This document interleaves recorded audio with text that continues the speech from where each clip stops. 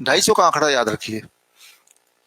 अगर आपका blood sugar बिना किसी दवाई के खाना खाने के 2 घंटे बाद 250 mg पर डेसिलीटर से नीचे रहता है तो नॉर्मल, ठीक ठाक। 200 रहे तो बहुत अच्छा, 250 रहे तो कोई चिंता की बात नहीं है।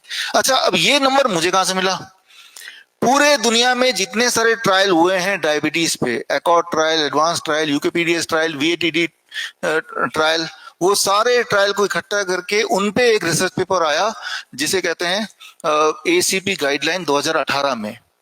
वो रिसर्च पेपर ने ये बोला कि अगर किसी का 8 से नीचे HbA1c है, विच ट्रांसलेट टू 250 mg पर डेसिलीटर ब्लड शुगर से नीचे, तो उसे नॉर्मल माना जाए पूरे दुनिया में। भारत में क्या हुआ, ये आने के बाद इंडियन मेडिकल एसोसिएशन ने एक प्रेस रिलीज जारी किया अपने सारे डॉक्टरों के लिए कि ये जो नया गाइडलाइन आया ना, ये किसी पेशेंट को बताना नहीं, क्योंकि पेशेंट को बताएंगे तो क्या होगा? हाँ, तो वो तो बोलेंगे मैं तो नॉर्मल हूं, तो डायबिटीज पेशेंट नहीं हूं, मैं दवाई क्यों खाऊं? अच्छा, ये जो प्रेस रिलीज आया, अगर आप ये प्रेस रिलीज देखना चाहते हैं तो आप गूगल में डालिए ACP guideline Indian medical association, तो सारे प्रेस रिलीज आपको दिख जाएंगे। तो 250 mg पर डेसिलीटर से नीचे ब्लड शुगर रहे तो नॉर्मल मानिए, 200 से नीचे रहे तो और अच्छा है, ठीक है ना।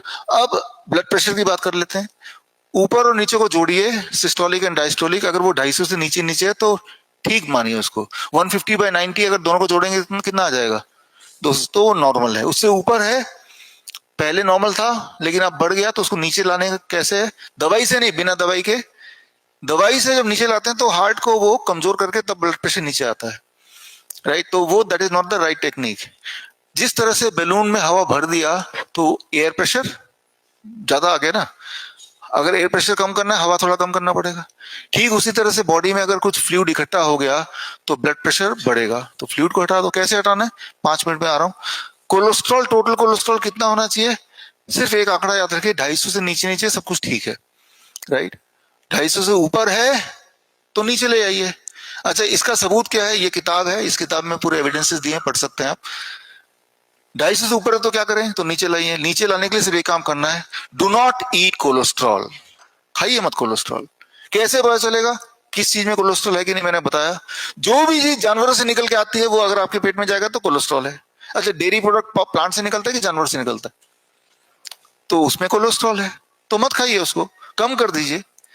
कई देश है, मलेशिया है, वियतनाम है, नेपाल है, जहां ज्यादातर लोग नॉनवेज ही खाते हैं। वहां जब मेरा लेक्चर होता है, मैं बोलूं कि भाई नॉनवेज छोड़ दीजिए, तो बोलेंगे आप ही चले जाइए, हम तो नॉनवेज नहीं छोड़ने वाले। तो मैं फिर नेगोशिएट करता हूँ, मैं बोलता हूँ कम कर दो। आप वो जानवर खाओ, पहले तो कम खाओ, वो जानवर खाओ जिसमें कम कोलेस्ट्रॉल है। कैसे पता चलेगा कौन से जानवर कम कोलेस्ट्रॉल है? एक सिंपल नियम है, जिस जानवर के कम पैर हैं उनमें कम कोलेस्ट्रॉल। जैसे जैसे मान लो पॉर्क, बीफ है, 4 पैर तो ज्यादा कोलेस्ट्रॉल, मत खाना। मुर्गी बेचारे 2 ही पैर हैं तो थोड़ा कम कोलेस्ट्रॉल, खा लो कभी कभी। मछली का एक भी पैर नहीं है, वो और भी कम कोलेस्ट्रॉल, तो वो खा लो, राइट। तो कोई बोलता है सांप के तो पैर ही नहीं होते तो सांप ना खा। हाँ, ये क्वेश्चन पूछते हैं। सांप के स्किन के अंदर देखेंगे तो माइक्रो पैर होते हैं हजारों में। There is indication it is very dangerous. तो कुल मिला के पहले तो एनिमल फूड छोड़ दो, और खाने ये तो कभी कभी उतना नहीं खाएं। तो ये कोलेस्ट्रॉल अगर आप खाएंगे नहीं तो आपका कोलेस्ट्रॉल बढ़ेगा नहीं, फिर तो बॉडी उतना ही कोलेस्ट्रॉल बनाता है जितना बॉडी को जरूरत है, एक्स्ट्रा नहीं बनाता। एक्स्ट्रा वही है जो आपने कंज्यूम किया है। तो अब करना क्या है? हमें करना क्या होगा? Garbage relocation.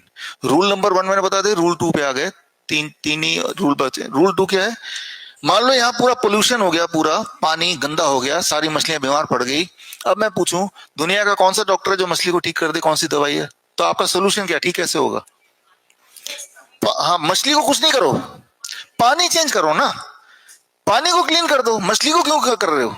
प्रॉब्लम मछली में दिख रही है बट पानी वजह है, तो वजह ढूंढो। तो मैंने क्या किया, सारा पानी का कूड़ा उठाया, क्लीन करके कूड़े को यहाँ कोने में छोड़ दिया।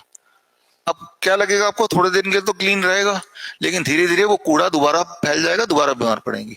गार्बेज रीलोकेशन कर दिया। जब आप डायबिटीज की दवाई लेते हैं, वो गार्बेज रीलोकेशन करती है। कैसे करती है? आपने ब्लड शुगर की दवाई ली, ब्लड शुगर नीचे आ गया, ब्लड का शुगर नीचे आया, लेकिन ब्लड का शुगर कहां गायब हो गया? क्या दवाई ने मुंह से, बॉडी से शुगर को बाहर गिरा दिया? नहीं। दवाई शुगर से, ब्लड से शुगर को ट्रांसपोर्ट करके आपके हड्डियों के बीच में, घुटनों के जहां जहां जॉइंट्स हैं वहां छुपा देती है। गार्बेज को ब्लड से तो निकाल दिया, बट रीलोकेट कर दिया जहां खाली जगह है। तो उससे आपको लगेगा ग्लूकोमीटर में ब्लड का शुगर कम हो गया, लेकिन बॉडी का शुगर उतना ही है। तो over a period of few months आपके जॉइंट पेन होने लगेंगे। आप बोलेंगे मैं डायबिटीज की दवाई खा के ब्लड शुगर तो नॉर्मल, लेकिन जॉइंट पेन होने लग रहे हैं, जबकि दोनों आपस में कनेक्टेड हैं। कुछ लोगों के वो शुगर ब्रेन में इकट्ठा होने लगता है तो उनको पार्किंसन हो जाता है, डिमेंशिया हो जाता है। इसलिए पार्किंसन डिमेंशिया को डायबिटीज टाइप 3 का नाम दिया गया है, राइट। तो बॉडी शुगर दवाई सिर्फ ब्लड से शुगर को निकालती है और कहीं कहीं ठूस देती है, तो फिर आपको वो वाली बीमारी लग जाती है जैसे किडनी फेलियर एक्सेट्रा।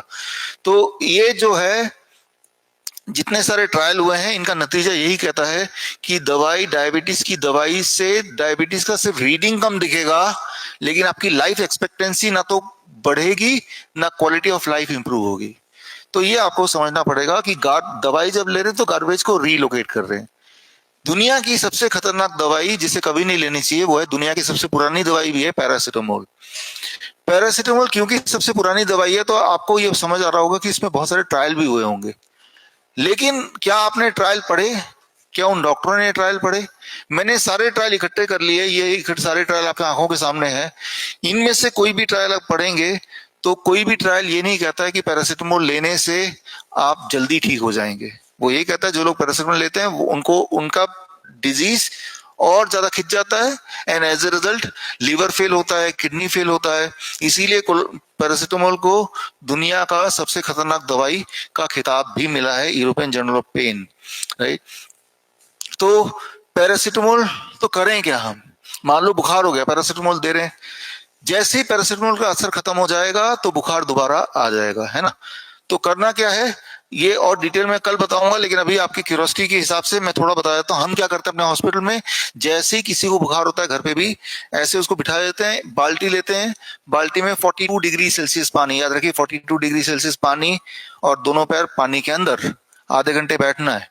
आधे घंटे जब बैठता है उसका टेम्परेचर आधा डिग्री और बढ़ जाता है। पहले तो फीवर था ही और बढ़ गया, और उस आधे घंटे बाद जब उठ के चला जाएगा उसके आधे घंटे बाद टेम्परेचर बिल्कुल ही नीचे आ जाता है।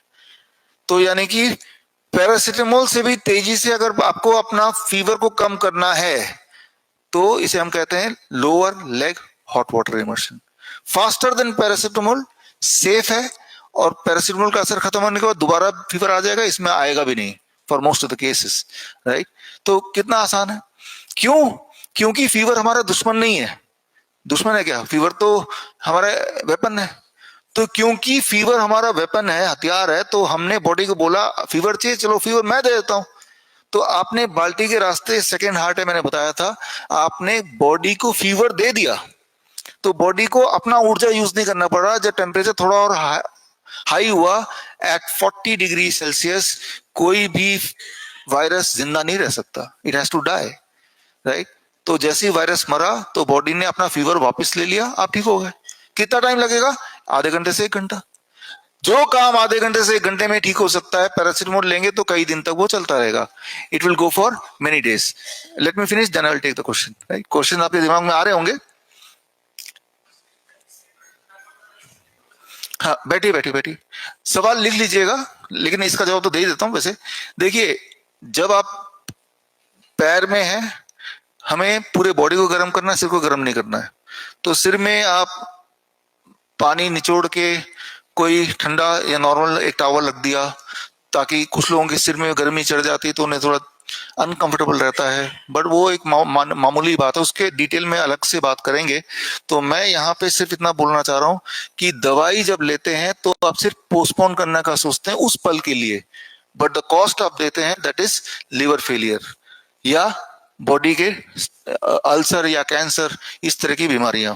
तो अब हमें करना क्या होगा? गार्बेज को रीलोकेट नहीं करना दवाइयों से, गार्बेज को एक्वेरियम से ही बाहर कर देना। हमारा एक्वेरियम क्या है? बॉडी, है ना। बॉडी से गार्बेज बाहर, शुगर को बॉडी से बाहर किया, राइट, या फिर ट्यूमर को बॉडी से बाहर किया। कैसे करना उसके लिए नेचुरल तरीके से हम कैसे करते हैं। दर्शकों के लिए एक खास मेरा मैसेज, आप इस दोनों चैनल के माध्यम से मेरे वीडियोस आप देख रहे होंगे, नए नए जो टेक्निक्स हैं वो आप सीख रहे होंगे। एक चीज़ करना भूल जाते होंगे कि वो ये है कि सब्सक्राइब करना।